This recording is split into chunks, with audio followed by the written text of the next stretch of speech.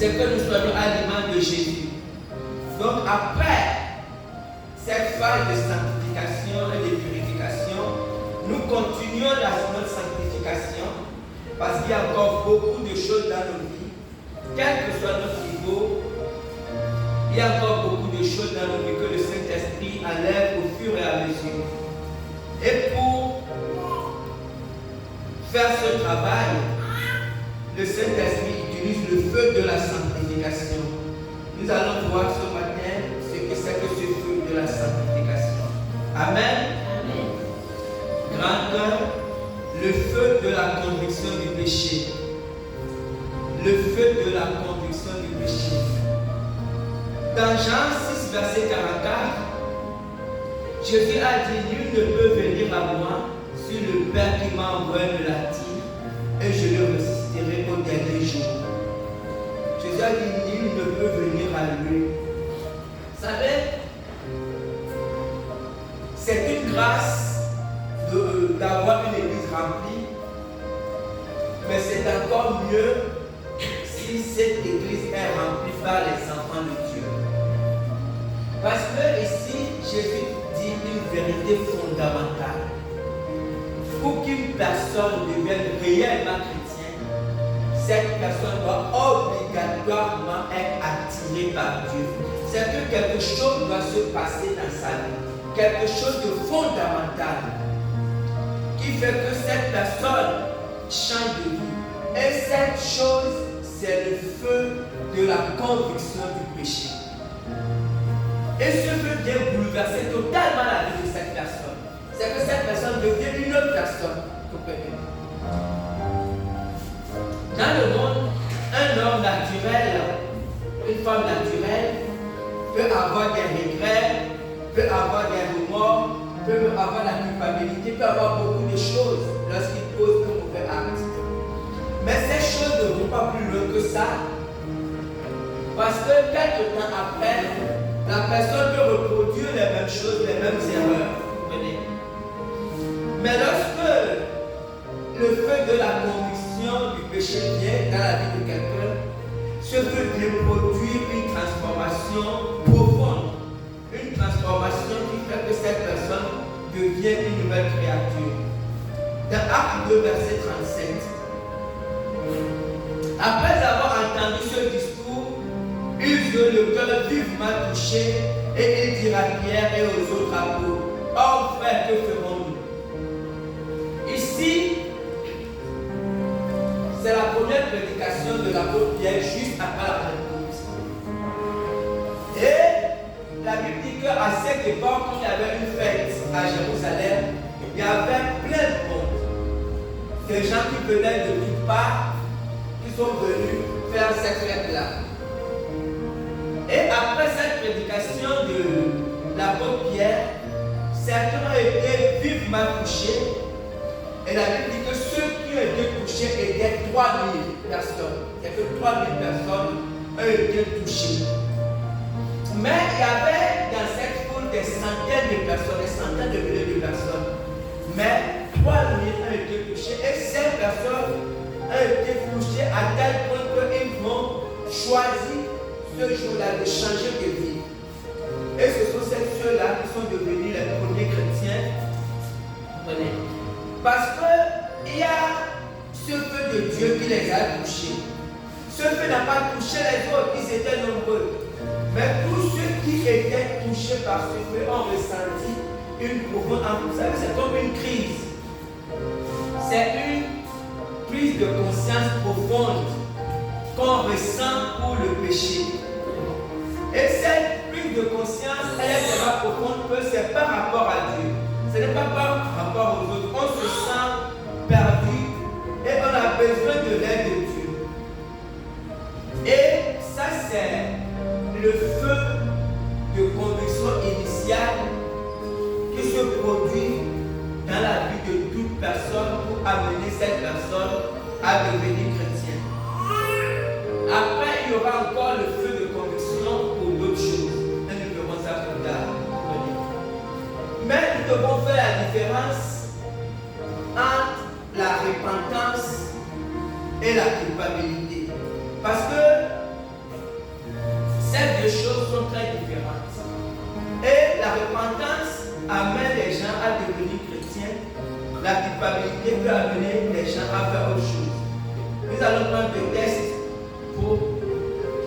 voir ça. Luc 22, verset 56 à 62. Une servante qui le vit assis devant le feu fixa sur lui les regards et dit: cet homme était aussi avec lui. Mais elle le nia, disant: femme, je ne le connais pas. Peu après, un autre ayant vu dit: tu es aussi de ces gens-là. Elle lui a dit: oh, je n'en suis pas. Encore une heure plus tard, un autre assistant disait: certainement cet homme était aussi avec lui, car il est galiléen. Pierre répondit: oh, je ne sais ce que tu dis. Au même instant, comme il parlait encore, le coq chanta. Le Seigneur s'étant retourné, regarda Pierre, et Pierre se souvint de la parole que le Seigneur lui avait dite: avant que le coq chante aujourd'hui, tu me renieras 3 fois. Et étant sorti, il pleura amèrement. Lisons maintenant Matthieu 27, versets 3 à 5. Alors Judas, qu'il avait livré, voyant qu'il était condamné, se repentit, se rapporta les 30 pièces d'argent aux principaux sacrificateurs et aux anciens, en disant: j'ai péché en livrant le sang innocent. Il lui répondit: que nous importe, cela te regarde. Judas jeta les pièces d'argent dans le temple, se retira et alla se pendre. Amen. Vous voyez, là nous venons de lire 2 textes bibliques. 2 textes bibliques dans lesquels 2 personnes se répandent, mais on voit que ça n'a pas, la fin n'est pas la même chose. Dans Luc, vous voyez, quelque chose se passait. Une scène se passait. Pierre était acculé. Et comme Pierre était acculé, Pierre était en train de renier Jésus. Et lorsque Pierre était en train de renier Jésus, il y avait 2 choses qui se sont passées simultanément.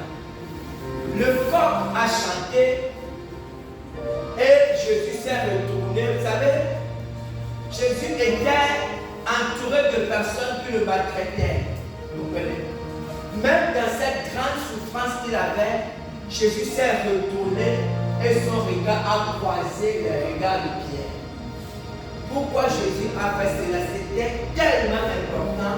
Parce que bien avant cela, Jésus a dit à Pierre: avant que le coq chante, tu me renieras 3 fois. Vous comprenez?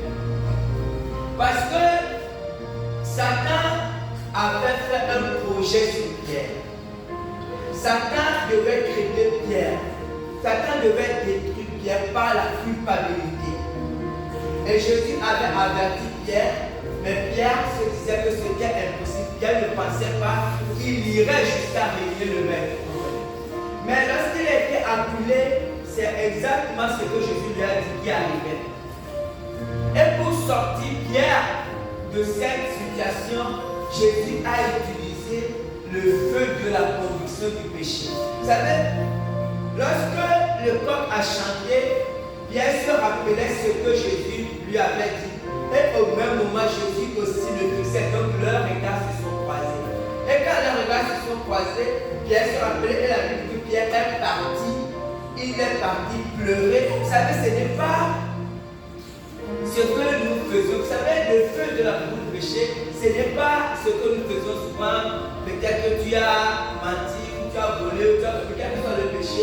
Et puis le soir, tu te mets sur ton lit, tu te mets, tu dis: Seigneur, j'ai péché contre toi, je me suis bagarré avec telle personne, et puis ça passe non. Ça ne veut pas dire que ça n'a pas possible. On a confessé le péché, et tu as fait ça, c'est autre chose. Mais lorsqu'il y a le feu du confession, c'est une profonde tristesse. La Bible dit que Pierre a pleuré amèrement. Vous savez, c'est une confession qui est profonde. Et quand on passe par cette phase, vous savez, une transformation se produit forcément. Et c'est ce qui s'est passé dans la vie de Pierre. Il est parti, il a pleuré amèrement, il a crié à Dieu. Et quand il est sorti de là, une transformation s'est produite dans sa vie. Mais quelques temps après, il y avait un autre homme, Judas Iscariot. Lui aussi, il a commis une faute. Il a trahi Jésus, il a vendu Jésus. Et quand il est parti, il a jeté là. Il s'est rendu compte que ça ne servait à rien. Il avait fait une mauvaise chose. Mais la différence entre Pierre et Judas, c'est que Judas ne s'est pas retourné vers Dieu. Judas s'est senti coupable, il sait qu'il avait fait une mauvaise chose. Mais au lieu de se tourner vers Dieu, il s'est retourné vers lui. Il voyait ce qu'il a fait, il voyait son péché, et comme accablé par son péché, il est parti se pendre. Donc, vous voyez la différence, c'est que ce qui s'est passé entre les deux, c'est que c'est le Saint-Esprit qui est venu aider Pierre. Et l'aide du Saint-Esprit a fait en sorte que la repentance de Pierre a produit un fruit. Comprenez? C'est très important. La repentance profonde ne peut venir que par la conviction. Il y a des gens, des hommes, des femmes qui font des choses, qui commettent des mauvaises choses tous les jours. Certains demandent pardon à Dieu, peut-être des fois la légère. Certains essaient de demander pardon à Dieu, mais ils reproduisent souvent la même chose parce que là, ils ne vont pas au fond de la repentance. Ils ne vont pas au fond de la repentance. Pour aller au fond de la repentance, il faut que le Saint-Esprit fasse quelque chose. C'est quand le Saint-Esprit touche un péché que l'homme va au fond de la chose. Amen. Grand Dieu. Traiter le péché. Traiter le péché. Nous venons de dire, de montrer que la première conviction de péché produit la nouvelle naissance. Ça produit la repentance qui amène un pécheur à devenir un enfant de Dieu. Mais sur notre chemin de chrétien, nous continuons à commettre des péchés, donc nous devons continuer aussi à passer par le chemin de la sanctification.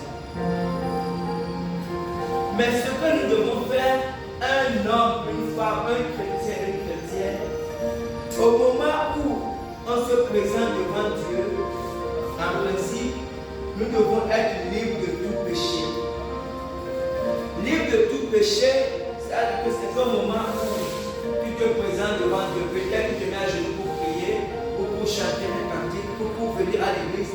Mais en principe, au moment où tu t'approches de Dieu, tu dois être libre de tout péché.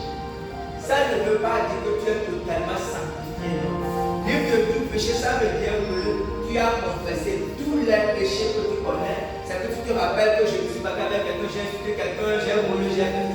En principe, tu confesses ces péchés, ça c'est la première phase. Et la deuxième phase, c'est que dans ton cœur, tu ne dois pas avoir, comme Jésus a dit, que avant de t'approcher, tu ne dois pas avoir quelque chose dans ton cœur contre quelqu'un. Ça veut dire que tu ne dois pas avoir d'animosité, de ressentiment, de problème. Ton cœur doit être libre. Si c'est ça qu'on appelle libre de tout péché, c'est que quand tu t'approches de Dieu, quand tu regardes dans ton cœur doit être libre. Or, quelquefois, ce n'est pas évident. Imagine que tu viens de faire des histoires avec quelqu'un et que ton cœur est chargé. C'est que la Bible demande dans ce cas, c'est mieux que tu t'approches de Dieu et que tu commences par parler de ce qui est dans ton cœur à Dieu. Quand tu t'approches de Dieu, quand tu vois que ton cœur est chargé, que tu as un souci, que tu es fâché, que tu as la colère, tu dois commencer par ça. C'est que tu commences par présenter ton cœur à Dieu afin que Dieu guérisse ton cœur avant de continuer. Parce que si tu continues avec un cœur chargé, ça ne sert à rien. Je lis Philippiens 4, verset 8. Au reste, frère, que tout ce qui est vrai, tout ce qui est honorable, tout ce qui est juste, tout ce qui est pur, tout ce qui est aimable, tout ce qui mérite l'approbation, ce qui est vertueux et digne de louange, soit l'objet de vos pensées. Voilà ce que Paul dit, c'est comme ça. Ça, c'est la première phase pour traiter le péché. quand on va vers Dieu, on doit voir, c'est ça qu'on appelle, ça ne veut pas dire que nous commettre de péché demain, ou quand tu peux même partir de là, tu fais ça, mais au moment où tu es devant Dieu, tu dois être libre de péché, tu dois avoir le cœur totalement libre afin que Dieu puisse te parler. Si le Dieu ne peut pas te parler, si tu as le cœur chargé. Donc la première fois, c'est de libérer son cœur d'abord devant Dieu, parler à Dieu de son cœur pour que ton corps soit libéré. Maintenant, la deuxième phase pour traiter le péché, c'est les péchés mignons.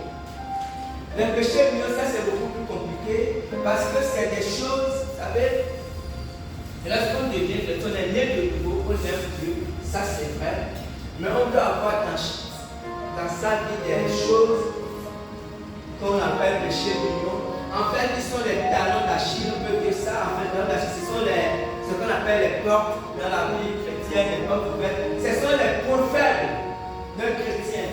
Un chrétien peut être né de nouveau, il aime Dieu, mais il aime la bagarre, ou il aime encore le vin, ou il a des publicités, où il y a beaucoup de choses. C'est des choses qui sont encore dans la vie du chrétien. Et Dieu veut traiter ces choses-là, comprenez? Dieu veut libérer le chrétien de ces choses-là. Mais on appelle ça péché mignon parce que la plupart du temps, c'est des choses que le chrétien aime. Ça peut être l'amour de l'argent, ça peut être l'amour du monde, vous comprenez. C'est des choses auxquelles le chrétien est encore attaché, alors que le chrétien sait qu'il doit s'en détacher. Et vous savez, Dieu est que Dieu qui respecte le chrétien. Dieu respecte donc.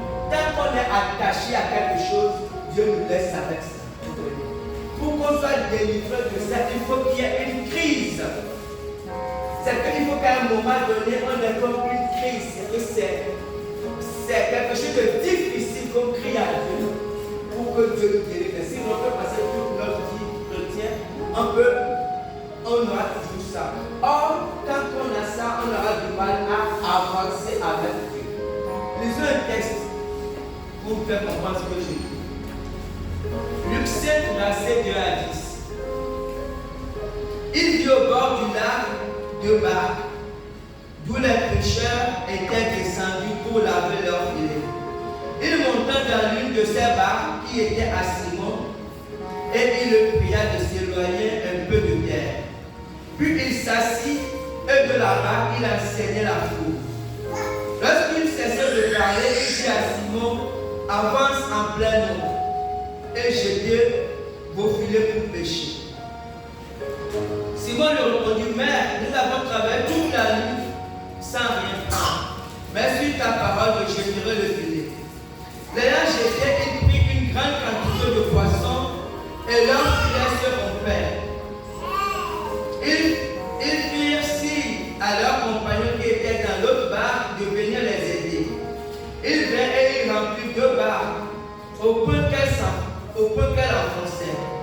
Quand il vit cela, Simon-Pierre tomba aux genoux de Jésus et dit: Seigneur, retire-toi de moi, parce que je suis un homme pécheur. Car l'épouvante l'avait saisi, lui et tous ceux qui étaient avec lui, à cause de la pêche qu'ils avaient faite. Il en était de même de Jacques et de Jean, fils de Zébédée, les associés de Simon. Alors Jésus dit à Simon: ne crains point, désormais tu seras pécheur d'hommes. Amen. Et voilà une histoire biblique un peu étrange ou un peu spéciale. Nous allons en tirer quelques leçons. Je dis un peu spécial parce que en fait il n'y a pas de relation entre la pêche. Ils venaient de faire une pêche miraculeuse. Eux, ils ont pêché beaucoup de poissons. Ce qui aurait pu être un sujet d'allégresse a créé plutôt une crise dans la vie de Pierre. C'est qu'on ne voit pas la relation entre la repentance, pourquoi Pierre se sentait pécheur alors que Jésus venait de faire une pêche miraculeuse. Vous savez, la première chose qu'on peut tirer c'est que dans le cas de Pierre, quand Pierre, la Bible dit qu'il avait eu peur, et il a dit, retire-toi de moi, il s'est jeté au pied de Jésus. Cette repentance est différente, comme je disais tout à l'heure, de la repentance classique que nous faisons souvent. Peut-être souvent avant de dormir, nous prions et nous demandons pardon pour nos éventuels péchés ou même nos vrais péchés. Comprenez? Ici, la crise que Pierre avait été différente. C'était une repentance. C'est que quand Jésus a fait la pêche, il y a eu comme une crise, une prise de conscience dans le cœur de Pierre. Et pourtant, Pierre était avec Jésus depuis des années. Pierre a déjà fait beaucoup de choses avec Jésus. Il a déjà vu Jésus faire des miracles, guérir des gens. Mais ce jour-là, quelque chose s'est passé, de spécial s'est passé dans le cœur de Pierre. Et il a crié à Dieu. Et il a été saisi par une conviction de péché.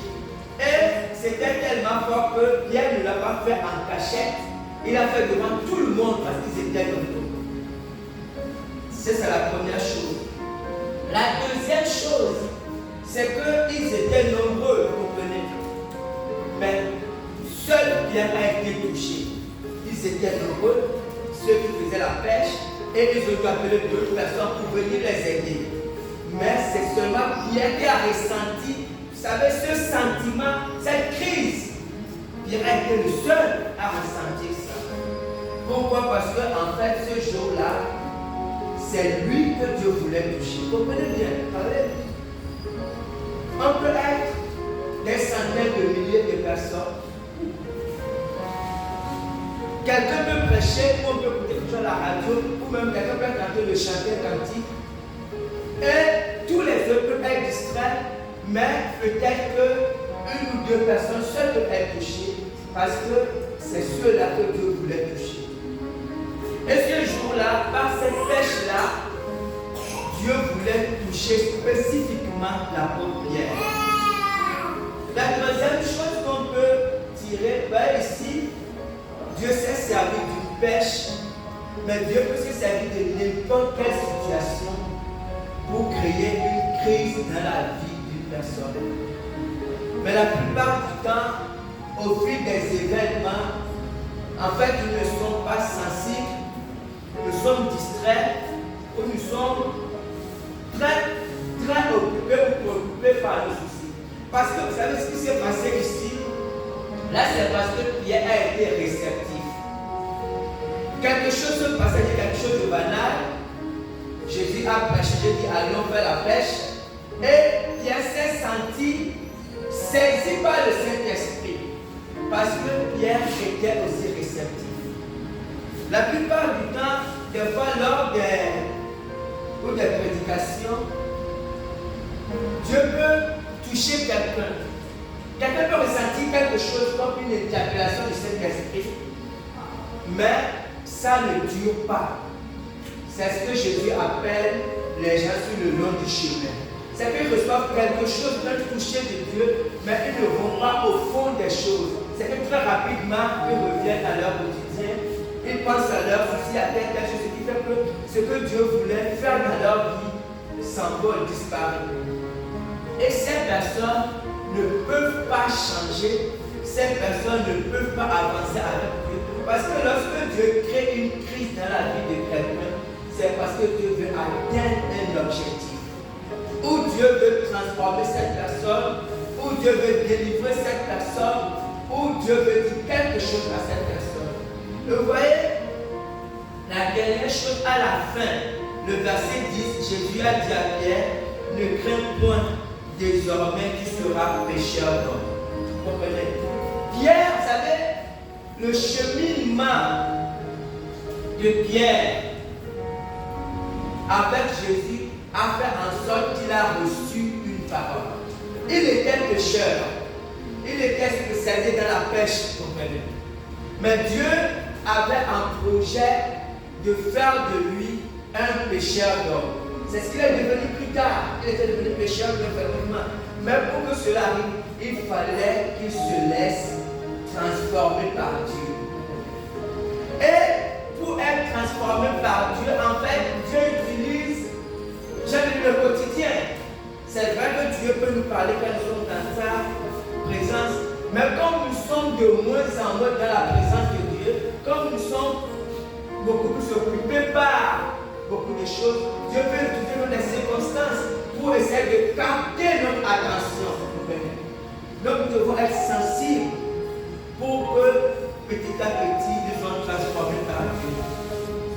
Dans Psaume 139, versets 23 et 24, David disait: sonde-moi, ô Dieu, et connais mon cœur. Éprouve-moi et connais mes pensées. Regarde si je suis sur une mauvaise voie et conduis-moi sur la voie de l'égalité. Pourquoi David faisait cette prière?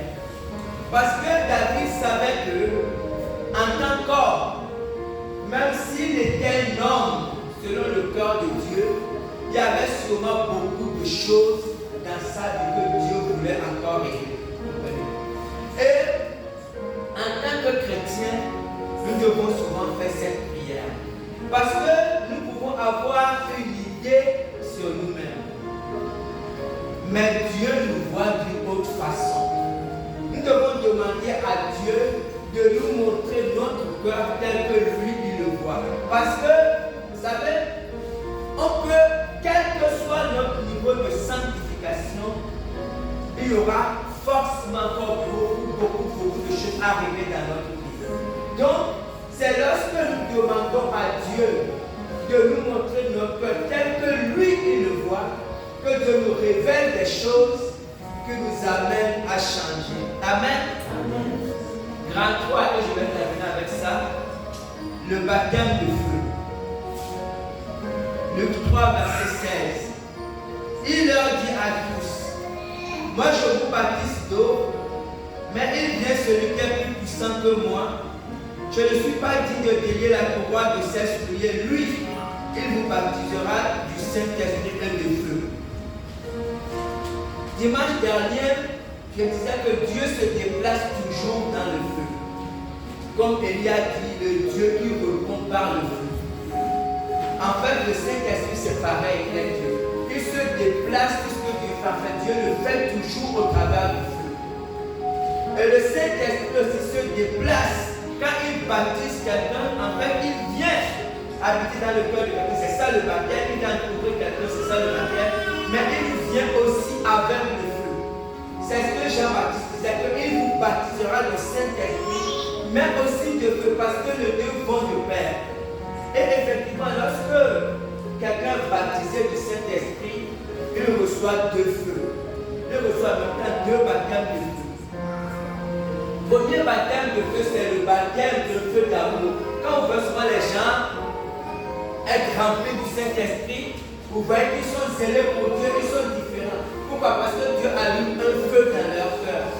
Comme on a chanté, le feu de Dieu dans mon esprit. Le Saint-Esprit vient dans la vie de quelqu'un, en même temps il allume un feu d'amour, un feu qui embrasse la personne. Parce que sans le feu de Dieu, vous savez, les gens font l'œuvre de Dieu avec négligence. Et je pense que nous avons ce problème. Les gens viennent à l'église en traînant de pas. Pourquoi? Parce que dans la vie, il y a beaucoup de soucis, il y a beaucoup de préoccupations. Imaginez quelqu'un qui doit payer son loyer le 5 et nous sommes déjà le 4 ou le 3 et il n'a rien. Donc la personne est préoccupée par ça.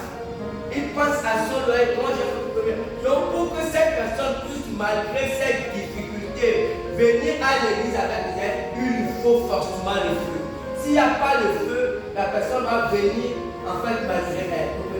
Donc le Saint-Esprit allume ce feu dans le cœur du chrétien, dans le cœur, c'est important. C'est pour ça que la Bible disait que tu as abandonné ton premier amour. Le premier amour, c'est ce feu de Dieu qui va brûler dans le cœur de quelqu'un.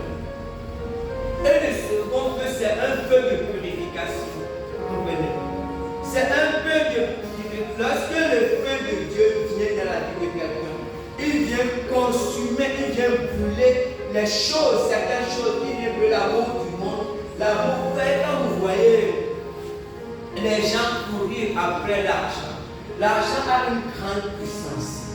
Je Jésus a dit on ne peut pas servir Dieu et l'argent. Parce que l'argent a un Dieu. À cause de l'argent, les gens se tuent, se trahissent, font beaucoup de choses. Parce que l'argent est très puissant. Et même les chrétiens, les pasteurs se vendent, ils courent pour aller chercher l'argent. Maintenant, pour que ça, l'argent n'ait pas cette influence dans l'application, il faut que ce tabou de l'argent soit consumé par le feu de Dieu.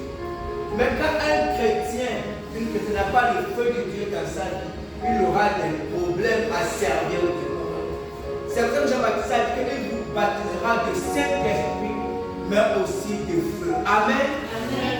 Et que le feu de Dieu brûle dans la vie de chacun de nous.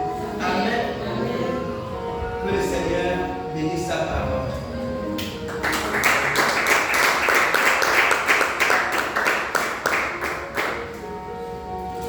Le feu de Dieu dans mon esprit, le feu de Dieu dans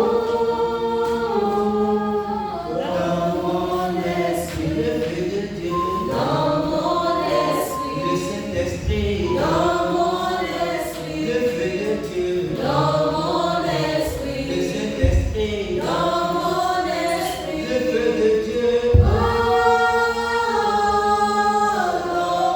esprit, le feu de Dieu.